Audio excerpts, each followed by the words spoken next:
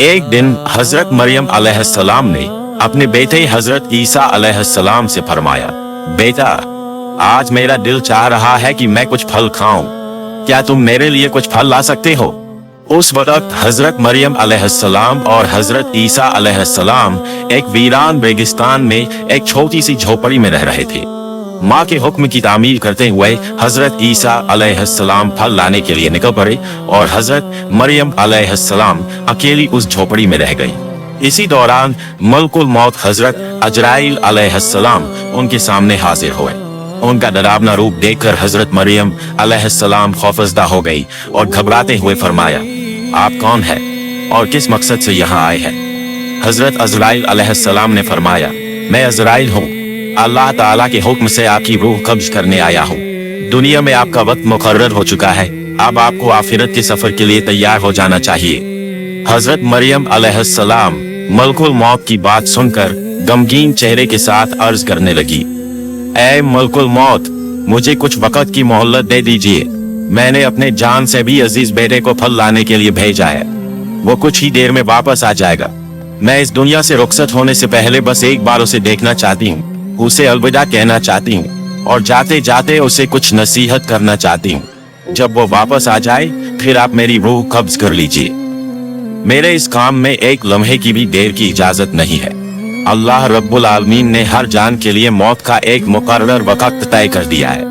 हर शख्स को उसी वक्त पर इस दुनिया से जाना होता है। न मैं उसे आगे बढ़ा सकता हूँ और न ही टाल सकता हूँ।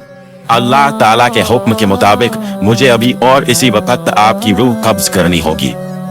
हजरत अजराइल अलैहिस्सलाम की बात सुनकर हजरत मरियम अलैहिस्सलाम बोल उठी, मैं मौत से नहीं डरती और ना ही अल्लाह के हुक्म की नाफरमानी करने वाली हूँ, मगर अफसोस इस बात का है कि मैं आखिरी वक्त में अपने बेटे से एक लफ्ज भी न कह सकी और उसे एक बार देख भी न सकी। खैर, अल्लाह ताला जो कुछ भी करता है बेहतर करता है। अपने बंदों की भलाई के लिए ही अल्लाह जो कुछ करता है बेहतर करता है। इसके बाद हजरत मरियम अलैहिस्सलाम ने हजरत अजराइल अलैहिस्सलाम को अपनी रूह कब्ज करने की इजाजत दे दी। मलकुल मौत ने अल्लाह के हुक्म से उनकी रूह कब्ज कर ली और उनकी जिंदगी का सफर मुकम्मल हो गया। उनका पाक जिस्म झोपड़ी में सुकून के साथ पड़ा रह गया। कुछ ही देर बाद हजरत ईसा अलैहिस्सलाम जंगल से फल लेकर वापस लौटे। जब उन्होंने अपनी वालिदा को खामोश लेटा हुआ देखा तो ये समझे कि वो आराम कर रही है, लिहाजा उन्होंने उन्हें परेशान नहीं किया। मगर जब काफी देर तक कोई हरकत ना हुई तो उन्होंने अपनी माँ को हिलाया। तभी देखा कि उनकी पाक रूह जिस्म को छोड़कर इस फानी दुनिया से रुखसत हो चुकी है। अपनी माँ की अचानक वफात देखकर हजरत ईसा अलैहिस्सलाम शदीद बेचैनी और गम में डूब गए। वो अपनी माँ के दुख में फूट फूट कर रोने लगे। उनकी दर्द भरी सिसकियों से माहौल गमगीन हो गया। यहाँ तक कि परिंदे और जानवर भी इस गम में बेचैन हो उठे। कुछ देर गम में डूबे रहने के बाद उन्होंने सोचा कि अब अपनी वालिदा के जनाजे और दफन का इंतजाम करना चाहिए। मगर मुश्किल ये थी कि वो ऐसी जगह पर थे जहाँ दूर दूर तक कोई इंसान मौजूद नहीं था। लिहाजा उन्होंने अपनी माँ के दफन के लिए किसी मदद की तलाश में निकलना शुरू किया।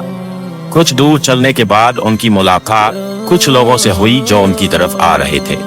हजरत ईसा अलैहिस्सलाम ने उन्हें अपनी वालिदा के इंतकाल की खबर दी और अर्ज किया, मेरी वालिदा का इंतकाल हो गया है, क्या आप उन्हें दफनाने में मेरी मदद कर सकते हैं? उन लोगों ने जवाब दिया, ऐ अल्लाह के नबी, हम असल में इंसान नहीं बल्कि अल्लाह के भेजे हुए फरिश्ते हैं। हम जन्नत से आए हैं ताकि आपकी वालिदा हजरत मरियम अलैहिस्सलाम के जनाजे और दफन में शरीक हो सके। हम उनके कफन, खुशबूदार अत्तर और दफन का सारा जरूरी सामान साथ लाए हैं। इसके बाद हजरत ईसा अलैहिस्सलाम ने फरिश्तों की मदद से अपनी वालिदा का जनाजा और दफन की तकरीब पूरी की। अपनी माँ के इंतकाल के बाद हजरत ईसा अलैहिस्सलाम बैतुल मुक़द्दस वापस लौट आए।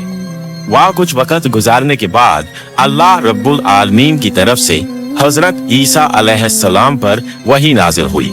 अल्लाह ताला ने उन्हें नई शरीयत और इंजील ए मुक़द्दस अता की और हुक्म दिया, ऐ ईसा, अब तुम इस नई शरीयत और किताब के मुताबिक लोगों को दीन की तरफ बुलाते रहो।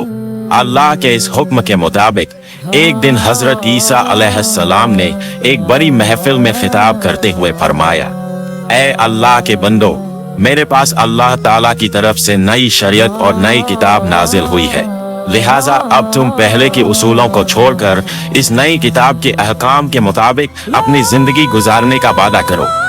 हजरत ईसा अलैहिस्सलाम की ये बात सुनते ही यहूदी और बनी इसराइल के लोग शदीद गुस्से में आ गए। उन्होंने गुस्से से कहा, अब तक हम तुम्हें एक नेक और सच्चा इंसान समझते थे, लेकिन अब तुम हमारे बुजुर्गों के दीन को तबाह करने की साजिश कर रहे हो। तुमने खुद एक नई शरीयत गढ़ ली है और अब उसे हम पर थोपने की कोशिश कर रहे हो। लेकिन याद रखो, हम तुम्हारी इस साजिश को कभी कामयाब नहीं होने देंगे। अगर तुमने अपनी ये तहरीक बंद नहीं की तो हम मजबूर होकर तुम्हें कत्ल कर देंगे। हजरत ईसा अलैहिस्सलाम ने उनके इल्जामात और धमकी का जवाब देते हुए फरमाया, तुम लोग मुझे कत्ल की धमकी दे रहे हो, ये मेरे लिए कोई मानी नहीं रखता। मैं अल्लाह का एक नबी हूँ और नबी होने के नाते मेरी जिम्मेदारी है कि मैं लोगों को हक के रास्ते की तरफ बुलाऊं। ये अल्लाह ताला का हुक्म है कि मैं तुम्हें सच्चे दीन की दावत दूं। मैं तुम्हें तहे दिल से इस दीन को कबूल करने की दावत देता हूँ, वरना याद रखो, अगर तुम हक से मुंह मोड़ते हो तो तुम पर भी वही अजाब नाजिल होगा जो इससे पहले की गुनहगार कौमों पर आ चुका है। जैसे ही नबी की नई शरीयत की बात फैली, बनी इसराइल में मुख्तलिफ तरह की बहसें और बातचीत शुरू हो गई। कुछ लोग बगावत पर उतर आए तो कुछ लोग हजरत ईसा अलैहिस्सलाम के पास आकर कलिमा पढ़कर इस्लाम कबूल करने लगे। इसी दौरान हजरत ईसा अलैहिस्सलाम ने अपने नबी होने के सबूत में कई मौजे चमत्कार पेश किए, जिनमें से कुछ सबसे मशहूर थे। मरे हुए लोगों को अल्लाह के हुक्म से जिंदा कर देना, पैदाइशी अंधों को रोशनी बख्शना, खोर के मरीजों को शिफा देना, मिट्टी के परिंदे बनाकर उन्हें अल्लाह के हुक्म से जिंदा कर देना। इन मौजात को देखकर बेशुमार लोग हिदायत की राह पर आ गए, मगर जो बदनसीब और जिद्दी थे वो इस सब के बावजूद नबी की बगावत में ही लगे रहे। जब नबी के दुश्मन बनी इसराइल के नाफरमान लोगों ने हजरत ईसा अलैहिस्सलाम को कत्ल करने की साजिश रची तो उनके मानने वाले मोमिन बनी इसराइली उनसे मुखातिब हुए और कहा, तुम लोगों ने इससे पहले हजरत जकरिया अलैहिस्सलाम और हजरत याहिया अलैहिस्सलाम को कत्ल किया और अब हजरत ईसा अलैहिस्सलाम को भी कत्ल करना चाहते हो। ये तुम्हारी कौम के लिए एक खतरनाक और संगीन हरकत है। इस साजिश से बाज आ जाओ। हजरत ईसा अलैहिस्सलाम बेशक अल्लाह के एक खास नबी है। उन्होंने तुम्हें जो मौजे चमत्कार दिखाए हैं वो उनके नबी होने के लिए काफी सबूत है। तुम हक को कबूल करो और इस जुल्म से तौबा कर लो। इसी तरह एक और दिन हजरत ईसा अलैहिस्सलाम एक बड़ी सी महफिल में तशरीफ लाए और फरमाया, ऐ अल्लाह के बंदो, अल्लाह ताला ने हजरत मूसा अलैहिस्सलाम की उम्मत के लिए शनिवार का दिन इबादत के लिए मुकर्रर किया था और मुझे हुक्म दिया है कि मेरी उम्मत के लिए रविवार इतवार का दिन इबादत का दिन हो। इसलिए उस दिन तमाम दुनियावी काम, कारोबार और व्यापार को छोड़कर सिर्फ अल्लाह रब्बुल आलमीन की इबादत करो। उस दिन अल्लाह की किताब की तिलावत करो, लोगों को नेकी का हुक्म दो और बुराइयों से रोकने की कोशिश करो। दुनियावी कामों में मशगूल होकर उस दिन को जाया मत करो, वरना अल्लाह ताला की नाराजगी का शिकार हो सकते हो। हजरत ईसा अलैहिस्सलाम ने आगे फरमाया, ऐ बनी इसराइल के लोगों, मैं तुम्हें एक बहुत बड़ी खुशखबरी देना चाहता हूँ। अल्लाह रब्बुल आलमीन ने मुझ पर जो किताब नाजिल की है, मैं उसकी तालीमात को कायम करने की पूरी कोशिश करूंगा। मगर याद रखो, मेरे बाद एक और अजीम नबी तशरीफ लाने वाले हैं जिनका नाम हजरत मोहम्मद सल्लल्लाहु अलैहि वसल्लम होगा। वो नबी इस जहान के सबसे अफजल और आखिरी नबी होंगे। अगर तुम में से कोई उनकी जिंदगी में उन्हें पाले तो फौरन उनकी तालीमात को कबूल करे और उनके दीन व शरीयत को अपनाए। ऐसा करने वाला शख्स अल्लाह के नजदीक सबसे ज्यादा मुकर्रब और बुजुर्ग होगा। उन नबी पर अल्लाह ताला की तरफ से एक मुबारक और मुकद्दस किताब नाजिल होगी जिसका नाम अल कुरान होगा। जो कोई इस किताब की तिलावत करेगा और अहकामात के मुताबिक अमल करेगा, वो अल्लाह के नजदीक सबसे अफजल और बेहिसाब सवाब पाने वाला होगा। तुम सब उस नबी मुकर्रम पर दिल की गहराइयों से दुरूद व सलाम भेजते रहो, क्योंकि वो ऐसे नबी है जिन पर खुद अल्लाह ताला और उसके तमाम फरिश्ते दुरूद भेजते हैं।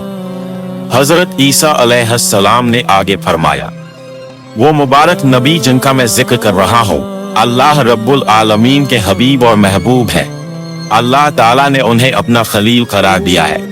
अगर अल्लाह ताला उन्हें पैदा न फरमाता तो न ये आसमान होता, न ये जमीन होती और न ही ये जहान। तुम इससे अंदाजा लगा सकते हो कि उनकी शान और मर्तबा कितनी बुलंद है। मैं एक नबी होने के बावजूद ये आरजू रखता हूँ कि काश मुझे उनकी उम्मत में शामिल होने की नेमत हासिल हो जाती। अगर अल्लाह ताला मेरी ये दुआ कबूल कर ले तो मेरे लिए इससे बड़ी कोई खुशकिस्मती नहीं हो सकती। हजरत ईसा अलैहिस्सलाम की इन बातों को सुनकर कुछ लोगों ने कहा, ये शख्स तो हजरत मूसा अलैहिस्सलाम की शरीयत को तोड़कर अपनी नई शरीयत कायम करने की कोशिश कर रहा है।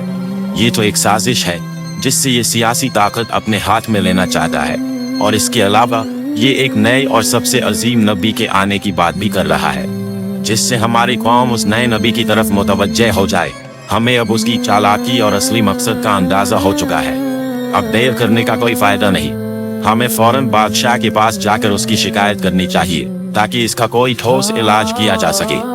उस दौर में बैतुल मक़दिस और पूरे यरूशलेम की हुकूमत बनी इसराइल के कंट्रोल में थी, और उस वक़्त का बादशाह हजरत ईसा अलैहिस्सलाम और उनके मानने वालों का सख्त दुश्मन था।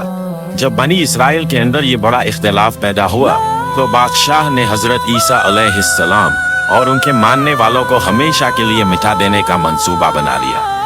बादशाह ने एक खुफिया मीटिंग बुलाई और अपने दरबारियों से कहा, हमारे बुजुर्गों के दीन को मिटाने की साजिश करने वाला ये शख्स और उसके मानने वाले हमारे लिए बड़ा खतरा है। हमें इन्हें इस दुनिया से हमेशा के लिए खत्म कर देना चाहिए। ये नबी और रसूलों के दुश्मन है, ये अल्लाह के दुश्मन है। इस काम में जो भी मदद चाहिए होगी वो मैं करूँगा, क्योंकि मैं जानता हूँ कि इनका सफाया करना बहुत बड़ा सवाब का काम होगा। बादशाह की इन बातों से साफ जाहिर था कि वो किसी भी कीमत पर हजरत ईसा अलैहिस्सलाम और उनके मानने वालों को कत्ल करना चाहता था। बादशाह की हिमायत के बाद तमाम बनी इसराइल एकजुट हो गए और फैसला किया कि हजरत ईसा अलैहिस्सलाम और उनके तमाम मानने वालों को दुनिया से मिटा दिया जाए। इसी साजिश के तहत उन्होंने नबी अकरम को कत्ल करने का मंसूबा बना लिया। अगले ही दिन से वो हजरत ईसा अलैहिस्सलाम के पीछे लग गए, हर वक्त उनका पीछा करने